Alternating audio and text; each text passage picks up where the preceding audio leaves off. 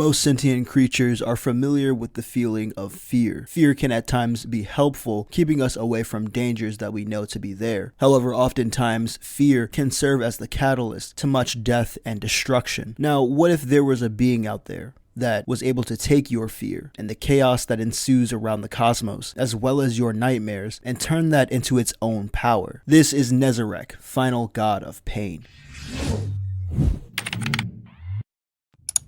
Recently, I put out a community post in which I asked you guys what character you wanted me to scale next, and the overwhelming majority of you wanted to see Nezarec, so here we are. Some of you watching might remember my short series in which I briefly went over Nezarec, and just as I said in that last video, Nezarec was a force across the cosmos, known among several civilizations, such as the Scions before they met the Cabal, for causing nightmares and feeding off of the fear that he would induce. And one could imagine that being such a force would cause a being like Rolk to notice Nezarec, in which he did. He would eventually go on to make him a disciple of the Witness, and a very trusted one at that. So trusted in fact that the Witness allowed Nezarec to hold possession of the veil in his pyramid. And while humanity's collapse would continue, with Nezarec and Savathun leading the charge, it is here where Savathun would betray Nezarec, ultimately enacting her plan and killing him. Nezarec's consciousness would remain bound to his physical remains, and his pyramid ship would crash land on the moon, where it would remain undisturbed for centuries. Ultimately, his body would end up being found by the former Kel of the House of Wolves and Mizrax's mother, Enax. It was determined that Nezarec's corpse was a source of great power, and so his body parts were split up amongst the fallen and distributed as morbid talismans. Cut to the season of the plunder, and Aramis, Kel of Darkness, was tasked by the Witness with collecting the pieces of Nezarec's corpse, of which she failed because the Guardian had already collected them. However, there was one remaining piece of the puzzle, and that was Nezarec's head. And after the opening events of Lightfall, Nezarec would begin to find new purpose and a newfound power after being exposed to the light firsthand. So, how strong is Nezarec? Well, we can first start with the fact that he's the strongest of all of the disciples that we know of. This would be Oryx, Savathun, Callus, and Rolk. And I guess we could start with Savathun. So Savathun's win against Nezarec was a betrayal that was planned. It wasn't some head-to-head fight that Nezarec was expecting. I figure that would be pretty common knowledge by now, but if you're the types to argue that Savathun is stronger than Nezarec because she killed him, then that's not really a good judge of strength, as somebody who is not expecting an attack can't really fully defend themselves.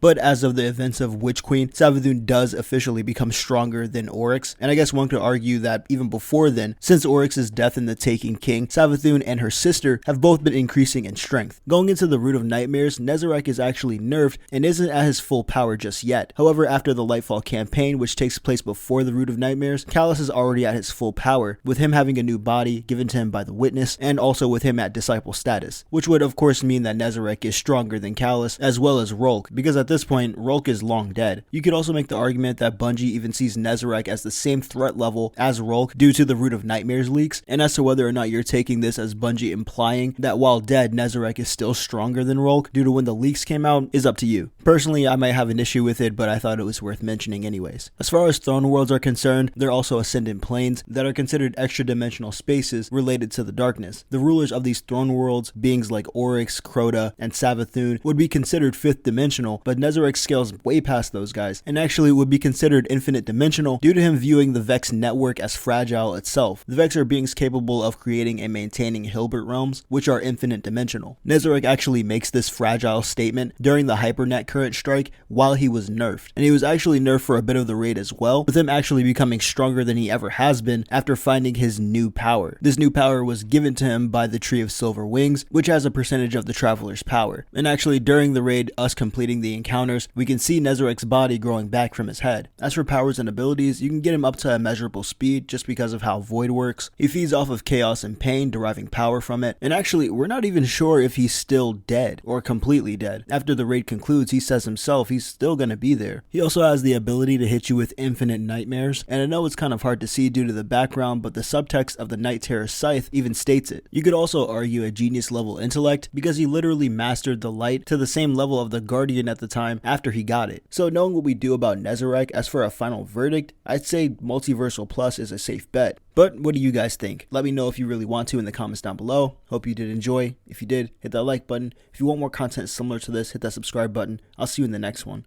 Sub up, stay safe, and peace.